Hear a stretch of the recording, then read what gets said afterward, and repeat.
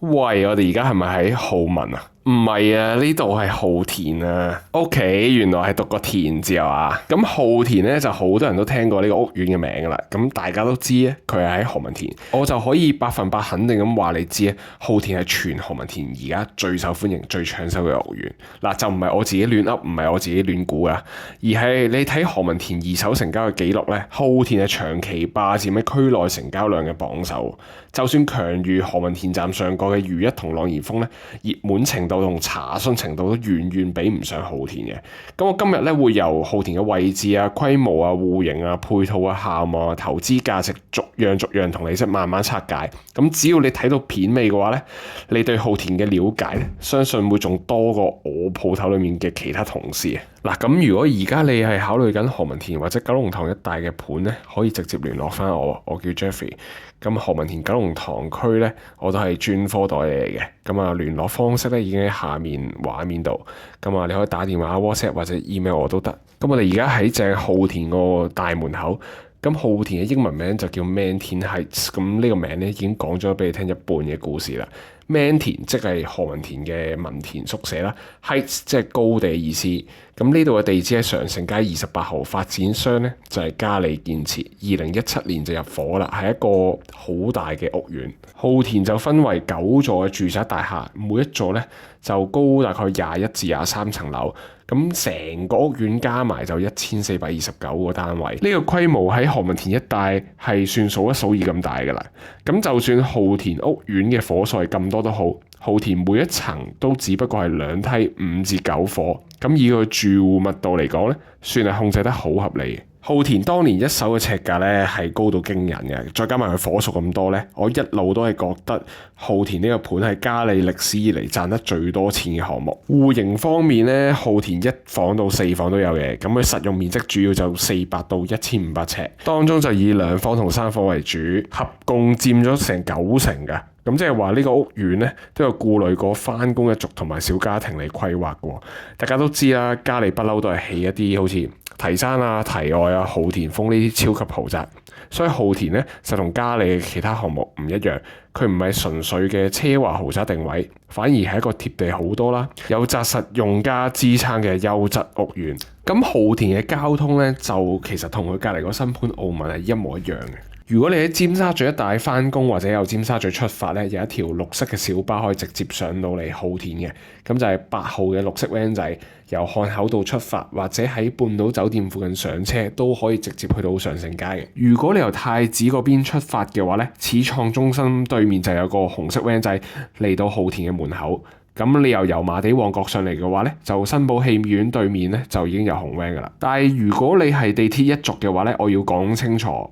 浩田最近嘅車站咧，其實就唔係何文田站，而係土瓜灣站。咁你由浩田直接落土瓜灣站咧，大概行斜路10分鐘，咁行落車嘅就去到屯馬線嘅土瓜灣站。咁如果你行路去旺角東站或者旺角站咧，都係15分鐘之內。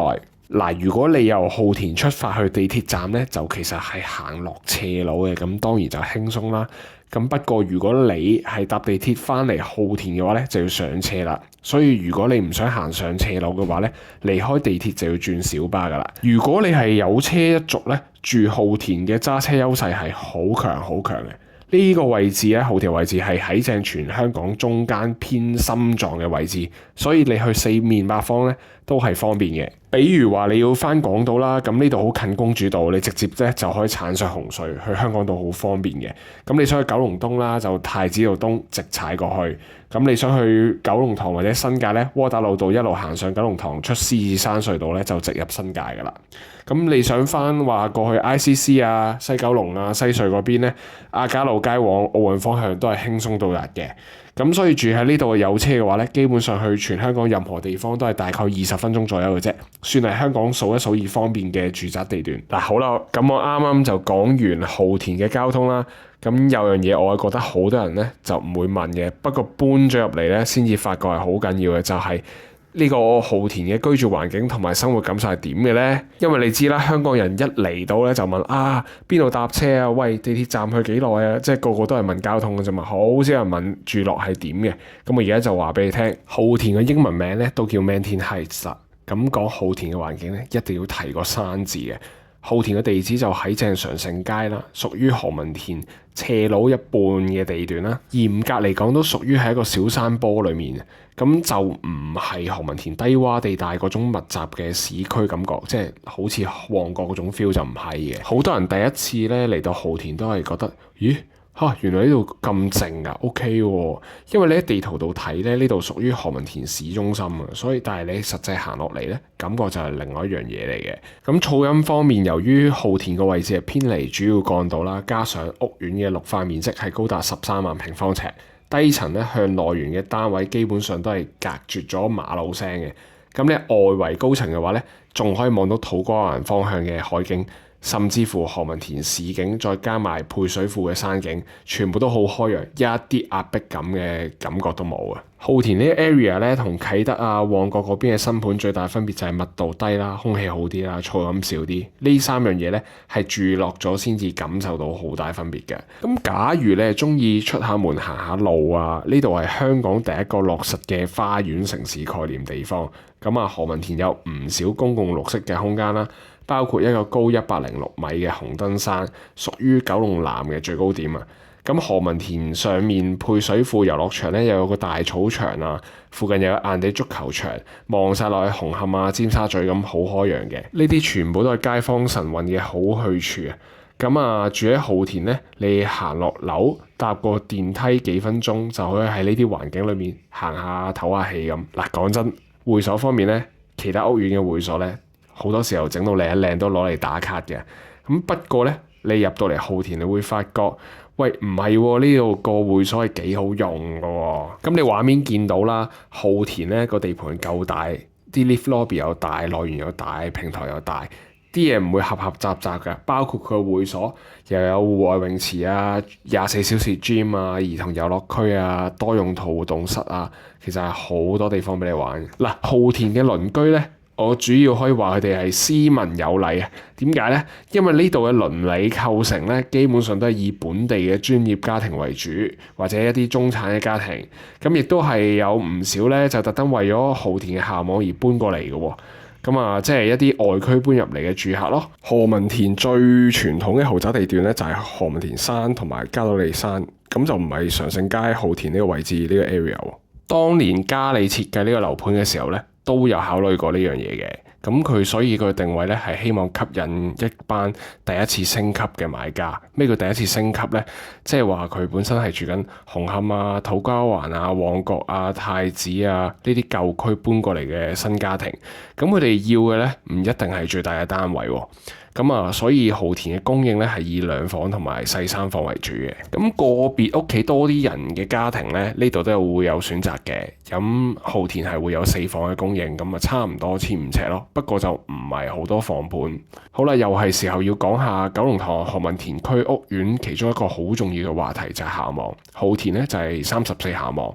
喺香港嚟講咧，34校網咧係每個準爸媽耳熟能詳嘅密碼嚟㗎啦，但係我首先要講一啲咧，唔係每一個代理都會講嘅事實。咁有校網咧，其實唔等於你小朋友一定入到名校喎。嗱，就算你住喺34校網啦，派位都係一定有競爭㗎啦。